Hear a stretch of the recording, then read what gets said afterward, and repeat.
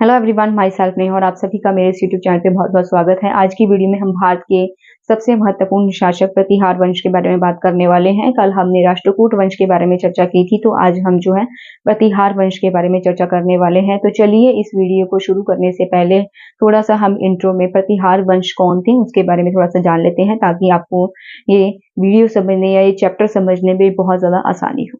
प्रतिहार वंश के जो शासक थे इन्होंने उत्तर भारत में अपना राज्य स्थापित किया और इन्होंने जो है 8वीं से 11वीं शताब्दी तक राज्य किया। ठीक है, इनका जो संबंध है वह गुर्जर जाति से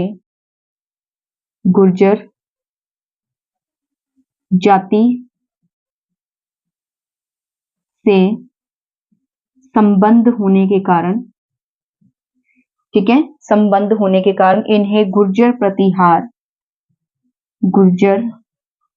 प्रतिहार वंश भी कहा जाता है, क्योंकि इनका जो है कौन सी जाति से संबंध था? गुर्जर जाति से। ठीक है, तो इसीलिए इन्हें जो है गुर्जर प्रतिहार वंश भी कहा जाता है। तो जो गुर्जर है, पहले यह राजस्थान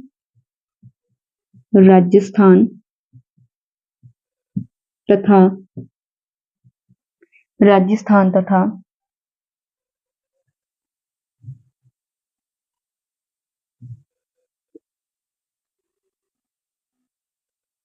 गुजरात, ठीक है, पहले ये राजस्थान था, गुजरात में शक्तिशाली थे और धीरे धीरे इन्होंने जो अपनी शक्ति है वह बढ़ानी शुरू कर दी और उत्तरी भारत में इन्होंने अपना राज्य स्थापित कर लिया। ठीक है,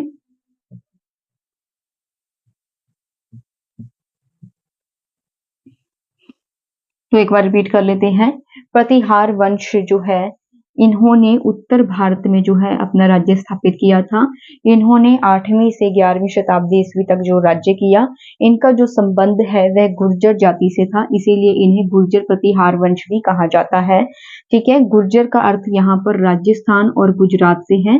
पहले ये जो है गुजरात और राजस्थान जो है यहाँ पर जो है राज्य करते थे।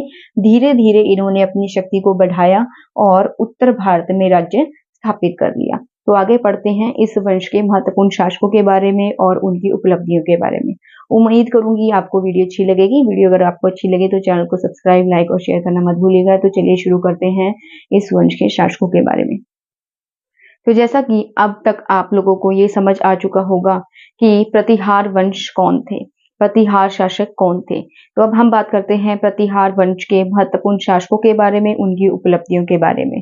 तो चलिए शुरू करते हैं इस वंश के प्रथम शासक के बारे में, जिसका नाम है नागभट्ट प्रथम।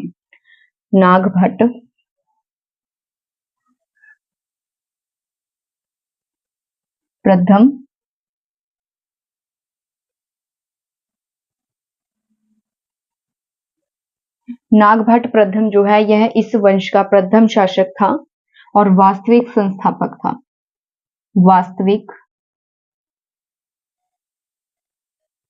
संस्थापक।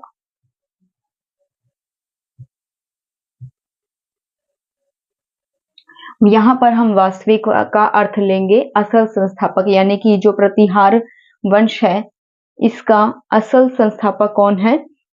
नागभट्ट प्रथम। ठीक है, यह इस वंश का असल संस्थापक है और जो नागभट्ट प्रथम है एक ग्वालियर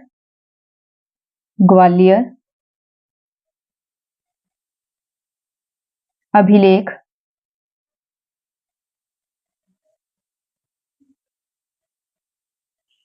ग्वालियर अभिलेख के अनुसार, ग्वालियर अभिलेख जो है उससे हमें ये जानकारी मिलती है कि जो प्रतिहार वंश के शासक हैं, यानी कि जो नागभट्ट प्रथम है, इसने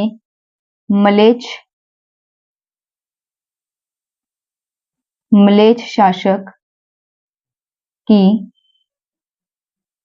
शक्तिशाली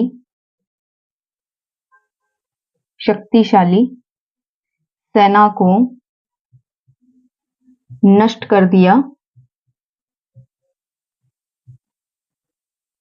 नष्ट कर दिया। ठीक है, अब जो नागभट्ट प्रथम है यह इस वंश का वास्तविक संस्थापक यानी कि असल संस्थापक है और एक ग्वालियर अभिलेख है जिसके अकॉर्डिंग हमें पता चलता है कि जो नागभट्ट प्रथम है उसने मलेच्छ शासक, मलेच्छ का अर्थ यहाँ पर हम क्या लेंगे कि जो सिंध क्षेत्र है, सिंध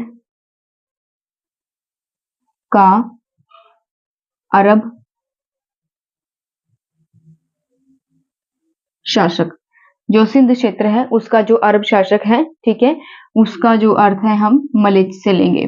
तो जो मलेच्छ है, मलेच्छ शासक की जो शक्तिशाली सेना थी उसे नष्ट किसने किया था? नागभट्ट प्रथम ने।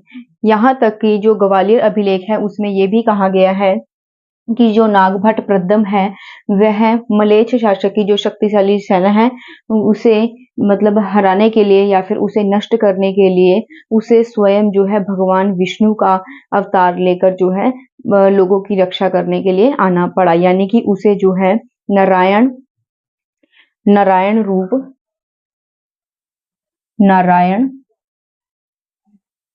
रूप में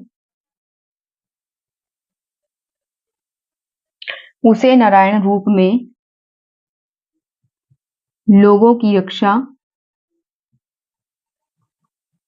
के लिए आना पड़ा। ठीक है, तो जो नागभट्ट प्रथम है, ग्वालियर अभिलेख में नागभट्ट प्रथम के लिए जो है नारायण रूप, जो है नारायण रूप वर्ड का इस्तेमाल किया गया है। इसका मतलब क्या है कि वह भगवान नारायण तो भगवान विष्णु है, ठीक है, तो भगवान विष्णु के रूप में जो है वह लोगों की रक्षा करने के लिए आया।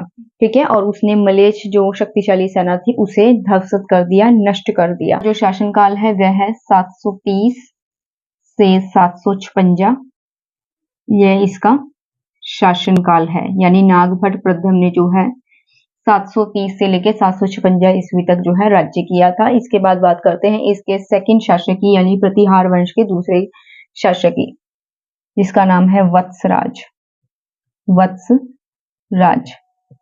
जिसका शासनकाल था 775 से 800 ईस्वी। यह इस वंश का चौथा शासक था। चौथा कैसे? नागभट्ट प्रथम के पश्चात जो है, इसके बाद नागभट्ट प्रथम के पश्चात जो है इसके जो दो भतीजे थे, एक का नाम था कक्कुस और दूसरे का नाम क्या था? देवराज। कक्कुस और देवराज। नागभट्ट प्रथम के पश्चात इसके दो भतीजे कक्कुस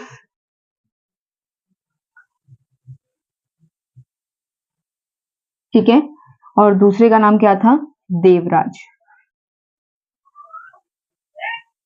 गद्दी पे बैठे। ठीक है, यानी कि नागभट्ट प्रथम जो है फर्स्ट राजा था, उसके बाद कक्कुस दूसरा, देवराज तीसरा। अब देवराज जो है वह इसका एक पुत्र है जिसका नाम क्या है? देवराज का एक पुत्र है जिसका नाम है वत्सराज, जिसके बारे में हम पढ़ने वाले हैं। अब जो वत्सराज है, वत्सराज ने जोधपुर पर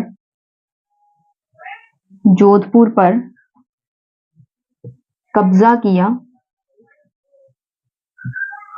ठीक है, जोधपुर पर इसने जो है कब्जा किया और पाल शासक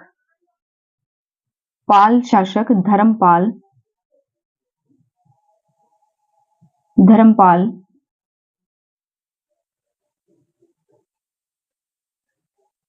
ने कनौज में दरबार लगाया। ठीक है, जिसमें उत्तरी भारत के सभी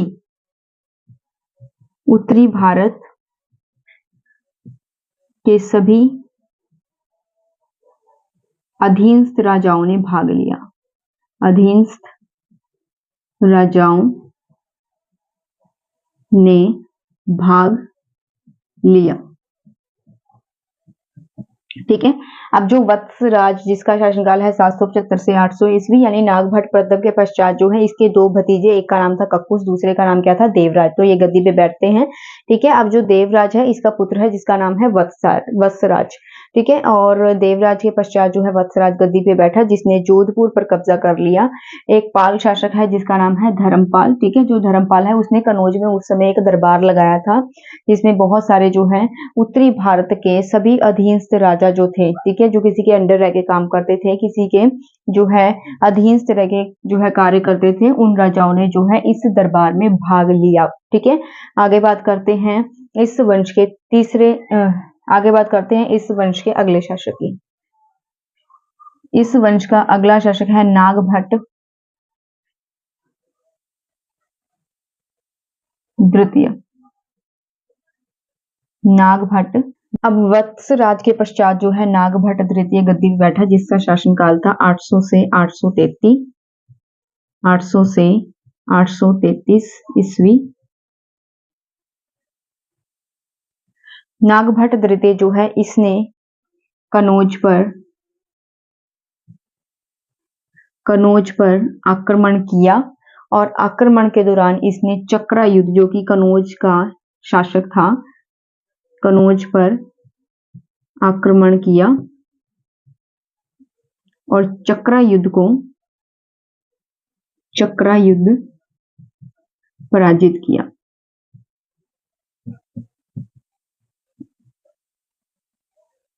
ठीक है। उसके पश्चात इसने जो है कनौज को अपनी राजधानी बनाया, राजधानी किसे बनाया? कनौज को, ठीक है। अब एक राष्ट्रकूट शासक जिसका नाम है गोविंद तृतीय, राष्ट्रकूट शासक जिसका नाम है गोविंद तृतीय। गोविंद तृतीय ने इसे यानी कि नागभट्ट द्वितीय को पराजित किया युद्ध में।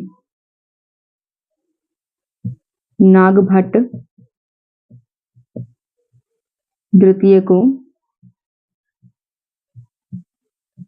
पराजित किया। जो ग्वालियर अभिलेख है, ग्वालियर अभिलेख,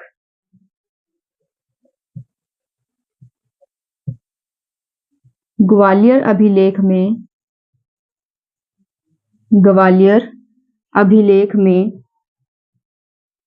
नागभट्ट द्वितीय को, ग्वालियर अभिलेख में नागभट्ट द्वितीय को जो है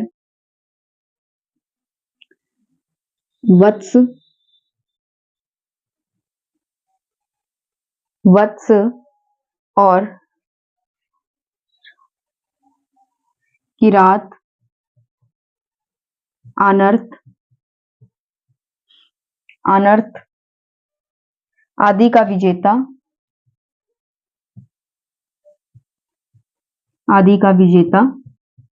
कहा जाता है। ठीक है। जो नागभट्ट तृतीय है वह वत्सराज के पश्चात गद्दी पे बैठा, जिसका शासनकाल था 800 से 833। ठीक है। इसने कनौज पे जो है आक्रमण किया, और कनौज पर आक्रमण जो है जब किया तो चक्रा युद्ध को वहां पर पराजित किया। चक्रा युद्ध कौन था? जो कनौज का उस समय में शासक था, राजा था। ठीक है। और इसने कनौज पर आक्रमण करने के पश्चात यानी कि चक्रा युद्ध को हराने के पश्चात जो है कनौज पे अधिकार कर लिया और कनौज को अपनी राजधानी बनाया अपने राज्य की। ठीक है। और उस समय जो है राष्ट्रकूट शासक जिसका नाम है गोविंद तृतीय, उसने जो है नागभट्ट द्वितीय को पराजित किया युद्ध में। ठीक है। जो ग्वालियर अभिलेख है, ग्वालियर अभिलेख में इसे नागभट्ट द्वितीय को जो है वत्स, किरात, अनर्थ आदि का विजेता कहा गया है। तो चलिए एक बार पूरा पढ़ लेते हैं। प्रतिहार वंश, आज हम बात कर रहे हैं प्रतिहार वंश के शासकों के बारे में। प्रतिहार वंश जो कि है इसका प्रथम शासक है जिसका नाम है नागभट्ट प्रथम। यह इस वंश का वास्तविक संस्थापक था, यानी कि असल संस्थापक था। इसके समय की जो ग्वालियर अभिलेख है उसमें जो है हमें प्रतिहार वंश के बारे में जानकारी मिलती है। जो ग्वालियर अभिलेख है इसके समय का, ठीक है, उसमें जो है जानकारी दी गई है कि इसने नागभट्ट प्रथम ने जो है मलेच्छ शासक की जो शक्तिशाली सेना थी उसे नष्ट कर दिया। अब यहाँ पर मलेच्छ का अर्थ क्या है? सिंध का अरब शासक, यानी सिंध प्रदेश जो है उसका जो अरब शासक है, राजा है, उसे हम मलेच्छ कहते हैं। ठीक है। तो यहाँ पर जो है इसने मलेच्छ शासक की जो शक्तिशाली सेना थी, पावरफुल सेना थी, उसे नष्ट कर दिया नागभट्ट प्रथम ने, यानी कि इतना पावरफुल था नागभट्ट प्रथम। ठीक है। इसने जो है एक नारायण रूप, यानी कि नारायण किसे कहते हैं, भगवान विष्णु को, तो यानी कि भगवान विष्णु की भांति भगवान विष्णु का रूप लेकर, ठीक है, ये नहीं कि सच में इन्होंने भगवान विष्णु का मतलब ऐसे ही मुखौटा या दट ऐसे रूप ले लिया, नहीं, मतलब इन्हें जो है सुशोभित किया गया है या तुलना की गई है या फिर हम कंपैरिजन कह सकते हैं, ठीक है। तो इन्होंने जिस प्रकार से लोगों की रक्षा की थी मलेच्छ शासकों से, ठीक है, इस प्रकार से जो है इन्हें नारायण रूप कहा गया है, ठीक है। नारायण रूप में इसने जो है लोगों की रक्षा की थी, ठीक है। जैसे भगवान किसी भी रूप में जो है आ जाते हैं, ठीक है, अपने भक्तों की रक्षा करने के लिए या अपने भक्तों को बचाने के लिए, ऐसा कोई जरूरी नहीं है कि वह उसी रूप में आएंगे, मुखौटा या जो जिस तरह के कॉस्ट्यूम हम टीवी में देखते हैं, ठीक है। तो इस प्रकार से इन्होंने जो है इसे नागभट्ट प्रथम को नारायण रूप कहा है, कि इस प्रकार से इन्होंने नारायण का रूप लेकर जो है लोगों की रक्षा की थी। इनका शासनकाल कितना था, 730 से 756। उसके बाद है वत्सराज। वत्सराज जो है जिसका शासनकाल 775 से 800 ईस्वी है। नागभट्ट प्रथम के पश्चात इसके जो दो भतीजे हैं कक्कुस और देवराज, ये गद्दी पे बैठे, ठीक है। कक्कुस और देवराज जो है गद्दी पे बैठने के पश्चात जो देवराज है उसका एक पुत्र था जिसका नाम था वत्सराज। तो देवराज के पश्चात जो है वत्सराज गद्दी पे बैठा। वत्सराज ने जोधपुर पर कब्जा कर लिया और पाल शासक जो धर्मपाल है, मैंने पाल वंश के बारे में भी जो है एक वीडियो अपलोड की हुई है, आप जाकर देख सकते हैं। तो जो पाल शासक है जिसका नाम है धर्मपाल, उसने कनौज में जो है एक दरबार लगाया और दरबार लगाने के पश्चात जो है उसने उत्तरी भारत के सभी अधीनस्थ राजाओं ने जो है भाग लिया, यानी उस दरबार में जो है उत्तरी भारत के जितने भी राजा रहते थे, जो किसी के अंडर रह के काम करते थे, किसी के अधीन रह के कार्य करते थे, वह स्वतंत्र शासक नहीं थे, उन्होंने उस दरबार में जो है भाग लिया था, ठीक है। उसके बाद हम बात करते हैं नागभट्ट द्वितीय की, जो कि वत्सराज के पश्चात जो है गद्दी पे बैठे। नागभट्ट द्वितीय जो है जिसका शासनकाल 800 से 833 ईस्वी है, ठीक है। उन्होंने कनौज पे आक्रमण किया था और उसके पश्चात उन्होंने चक्रायुद्ध, जो कि कनौज का क्या था, एक शासक था, राजा था, चक्रायुद्ध को उन्होंने हराया, ठीक है, और अपनी राजधानी कनौज को बना लिया, ठीक है। इनके समय में जो राष्ट्रकूट शासक है जिसका नाम है गोविंद तृतीय, मैंने राष्ट्रकूट वंश के बारे में भी जो है एक वीडियो अपलोड की हुई है, कल ही की है, ठीक है, आप जाकर देख सकते हैं पहले। तो राष्ट्रकूट वंश का जो शासक है जिसका नाम है गोविंद तृतीय, उसने भी जो है नागभट्ट द्वितीय को पराजित किया, ठीक है। गोविंद तृतीय ने जो नागभट्ट तृतीय है उसे हरा दिया। और जो ग्वालियर अभिलेख है जिससे हमें प्रतिहार वंश के शासकों के बारे में जानकारी मिलती है, तो ग्वालियर अभिलेख में जो है वत्स, किरात, अनर्थ आदि का विजेता किसे कहा गया है, नागभट्ट द्वितीय को। तो एग्जाम में जो है ये क्वेश्चन भी आ सकता है, ग्वालियर अभिलेख में वत्स, किरात, अनर्थ आदि का विजेता किसे कहा गया, तो आपको आंसर पता होना चाहिए, नागभट्ट द्वितीय को, ठीक है। अब हम आगे पढ़ते हैं नेक्स्ट शासक के बारे में, जो कि इस वंश का सबसे महत्वपूर्ण शासक है, ठीक है, उसके बारे में हम पढ़ने वाले हैं, बने रहिएगा वीडियो के साथ। अब बात करते हैं इस वंश के नेक्स्ट शासक की, इसका नाम है मेहर भोज, जो कि इस वंश का महत्वपूर्ण शासक है, मेहर भोज, मेहर भोज, जिसका शासनकाल 836 से 885 है, 836 से 885 ईस्वी। यह इस वंश का महत्वपूर्ण शासक। तो जैसा कि हम जानते हैं कि इस वंश की हमें जानकारी जो है ग्वालियर अभिलेख से मिलती है, ठीक है, ग्वालियर अभिलेख जिससे हमें इस वंश के प्रमुख शासकों के बारे में जानकारी मिलती है। तो यहाँ हम बात कर रहे हैं मेहर भोज की। जो मेहर भोज है यह विष्णु भक्त था, विष्णु भक्त, भगवान विष्णु की पूजा करता था, उनकी भक्ति करता था, ठीक है। जैसे हम किसी न किसी इष्ट देव को मानते हैं, ठीक है, हर एक व्यक्ति किसी न किसी इष्ट देव की पूजा करता है, किसी न किसी देवी देवता को या किसी न किसी गुरु को या पीर पैगंबर को मानता है। इसी प्रकार से जो मेहर भोज है, ठीक है, यह विष्णु भक्त था, विष्णु जी की उपासना करता था, विष्णु जी की पूजा करता था। इसीलिए इसने जो है भगवान विष्णु के सम्मान में आदिबरा, आदिबरा तथा प्रभाव, आदिबरा तथा प्रभाव जैसी जो है उपाधियां धारण की थी, ठीक है, उपाधि धारण की। इसने अपने समय में दो प्रमुख शासक, पाल शासक देवपाल और राष्ट्रकूट शासक से पराजित हुआ। राष्ट्रकूट शासक से पराजित हुआ। इसने राष्ट्रकूट शासक कृष्ण द्वितीय राष्ट्रकूट शासक कृष्ण द्वितीय को पराजित किया।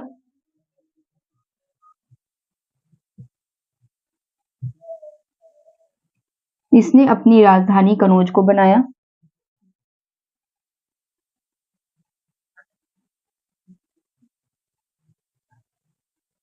राजधानी कनौज को बनाया।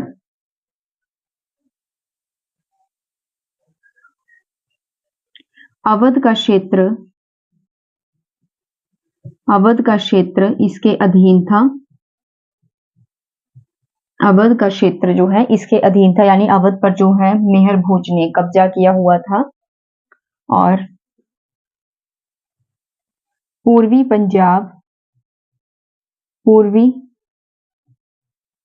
पंजाब के पेहोवा, ठीक है, पूर्वी पंजाब के पेहोवा नामक स्थान से जो है प्राप्त लेख हुए हैं, उनसे पता चलता है कि इसका जो राज्य विस्तार था वह उत्तर पश्चिम में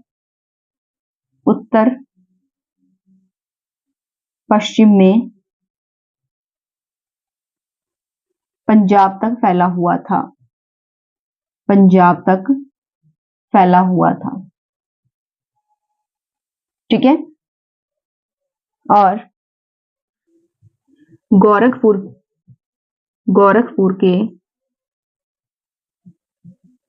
कलचुरी तथा जयपुर के गुहिलौत इसके सामंत थे। ठीक है। इसके जो चांदी के सिक्के हैं,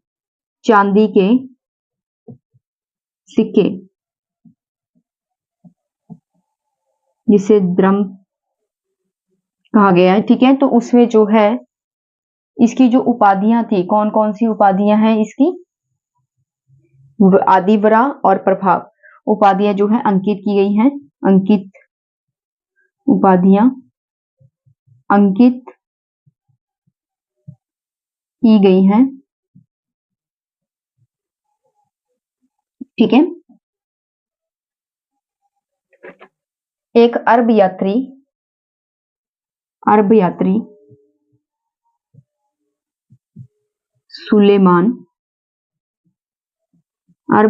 सुलेमान ने इसे बरुआ कहा है।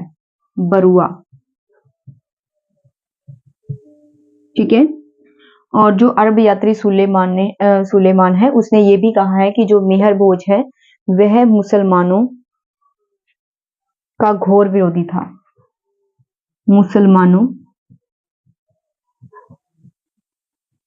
का घोर विरोधी था। ठीक है। साथ में उसने ये भी कहा है कि जो मेहर भोज है, ठीक है, मेहर भोज वह उसके विवरण जो है, मतलब जो सुलेमान है उसके विवरण से पता चलता है कि जो मेहर भोज है उसने पश्चिम में अरबों के प्रसार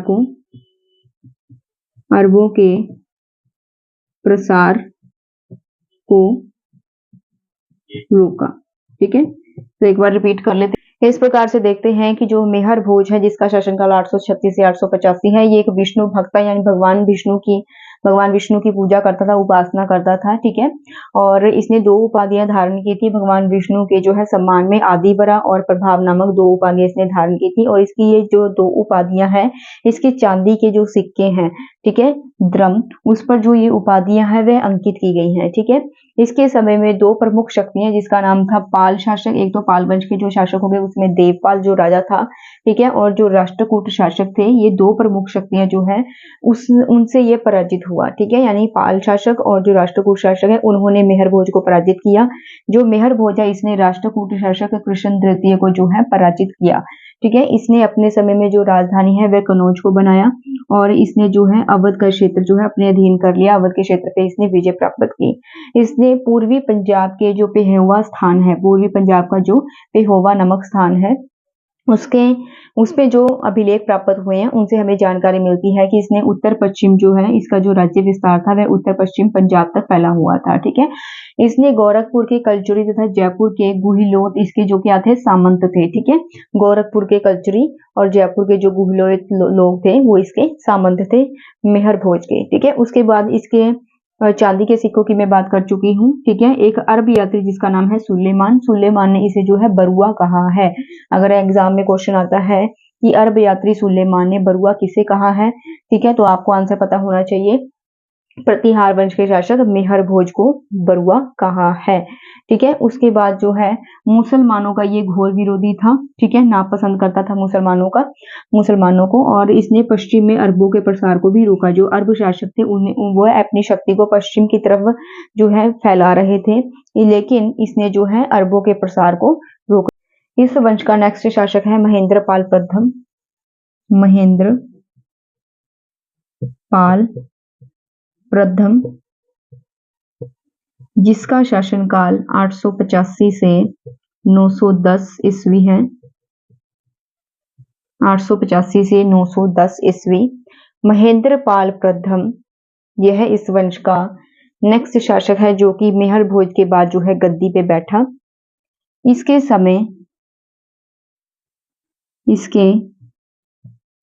समय की महत्वपूर्ण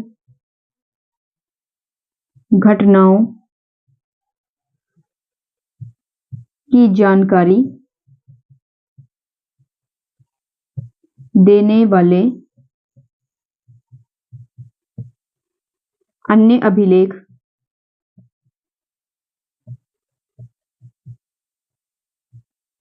हैं, ठीक है। यानी कि इसके समय की, इसके शासनकाल की घटनाओं की जो जानकारी है वह देने वाले बहुत सारे जो है लेख पाए गए हैं, ठीक है। जो महेंद्र पाल प्रथम है, इसके समय में एक महान विद्वान जिसका नाम है राजशेखर,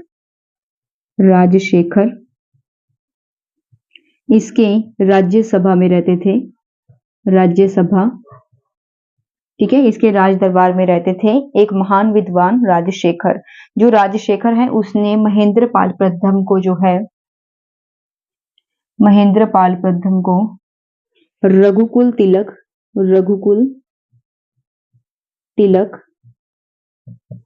तथा रघुकुल तिलक तथा रघु ग्रामणी कहा, ठीक है। इसके अलावा जो राजशेखर है, राजशेखर ने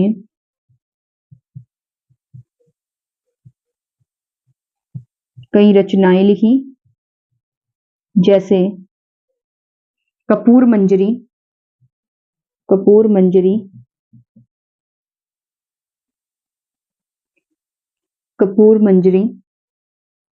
बाल रामायण,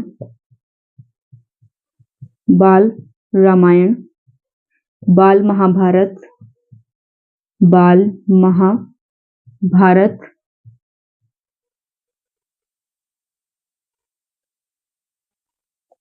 भुवन कोश, हरविलासम,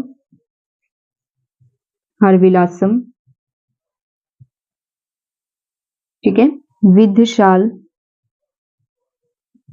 भंजिका, काव्य मीमांसा,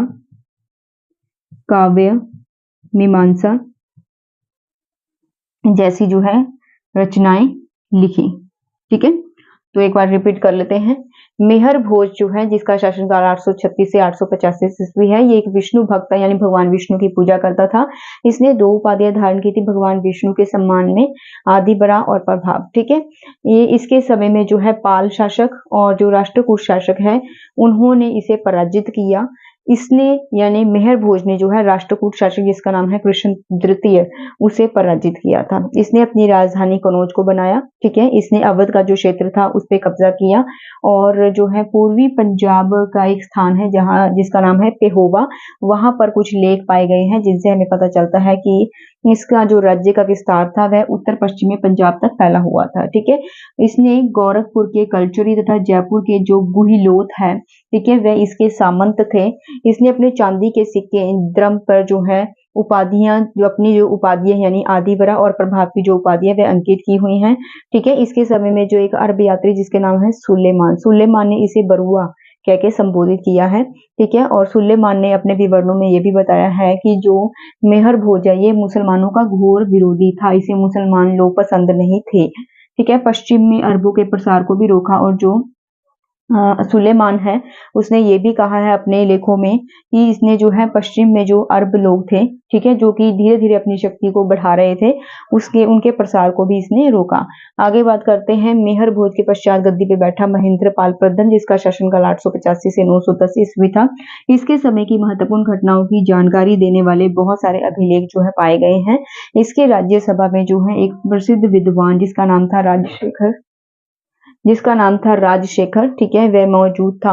उसने जो है महेंद्र पाल प्रथम को रघुकुल तिलक तथा रघु ग्रामणी कहा। ठीक है, कह के इसे संबोधित किया। इस राजशेखर ने कुछ रचनाएं लिखी थी, जैसे कि कपूर मंजरी, बाल रामायण, बाल महाभारत, भुवन कोश, हर विलासम, विद्यशाल भंजिका और काव्य मीमांसा जैसी इसने रचनाएं लिखी थी। आगे पढ़ते हैं नेक्स्ट वंश के बारे में। इसके पश्चात है महिपाल, जिसका शासनकाल है 912 से 944 ईस्वी। महिपाल जिसका शासनकाल 912 से 944 ईस्वी है, राजशेखर ने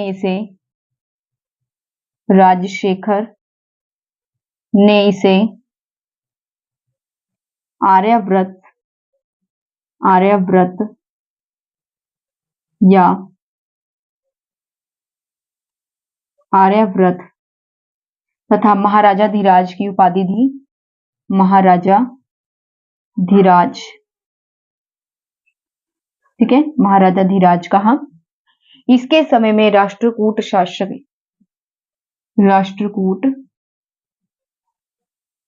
शासक जिसका नाम था इंद्र तृतीय ने आक्रमण किया। ठीक है, और आक्रमण के दौरान उसने कनौज को ध्वस्त कर दिया।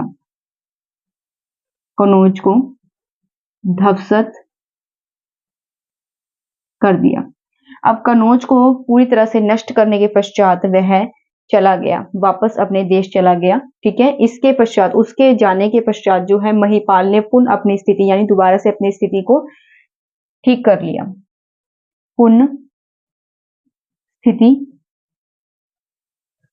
दृढ़ कर ली। ठीक है, क्षेमेश्वर ने इसे कर्नाट का विजेता कहा। ठीक है, और एक कन्नड़ कवि जिसका नाम है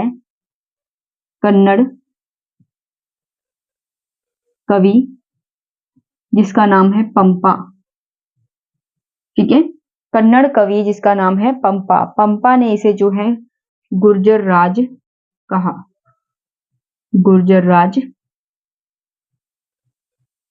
ठीक है, एक बार पढ़ लेते हैं। राजशेखर है, जो कि हमने पढ़ा था महेंद्र प्रथम के शासनकाल में। जो राजशेखर एक महान विद्वान, उन्होंने बहुत सारे ग्रंथ लिखे थे। ठीक है। तो जो राजशेखर है उसने महिपाल को आर्यव्रत और महाराजा धीराज जो है कहा है, ठीक है, उपाधियों के से जो है इसे सुशोभित किया है। इसके समय में राष्ट्रकूट शासक इंद्र तृतीय ने आक्रमण किया और आक्रमण के दौरान जो है उसने पूरी तरह से कनौज को ध्वस्त कर दिया, नष्ट कर दिया। और जब इंद्र तृतीय वापस चला गया अपने देश, तो महिपाल ने पुनः अपनी स्थिति को दृढ़ कर लिया, ठीक कर लिया, ठीक है। और जो क्षेमेश्वर है, क्षेमेश्वर ने जो है महिपाल को कर्नाटका विजेता और कन्नड़ कवि पंपा जिसका नाम है उसने महिपाल को गुर्जर राज कहा है, ठीक है। आगे पढ़ते हैं इस वंश के नेक्स्ट शासक के बारे में। इसके पश्चात महेंद्रपाल द्वितीय गद्दी पर बैठा, जिसका शासनकाल 945 से 946 ईस्वी तक था, ठीक है। महेंद्रपाल द्वितीय जो कि इस वंश का नेक्स्ट शासक था। अब जो महेंद्रपाल द्वितीय है, महेंद्रपाल द्वितीय, इसके पश्चात चार शासक हुए,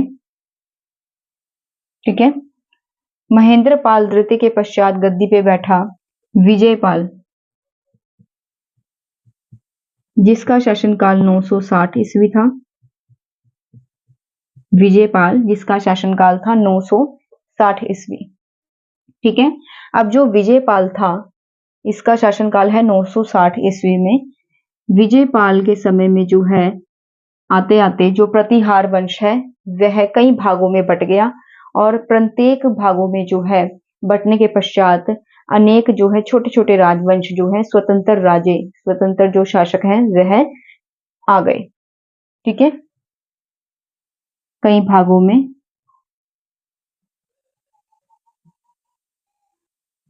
राजवंश बट गया और कई स्वतंत्र शासक आ गए। इसके पश्चात गद्दी पे बैठते हैं राज्यपाल, जो कि विजयपाल का पुत्र है, विजयपाल का पुत्र,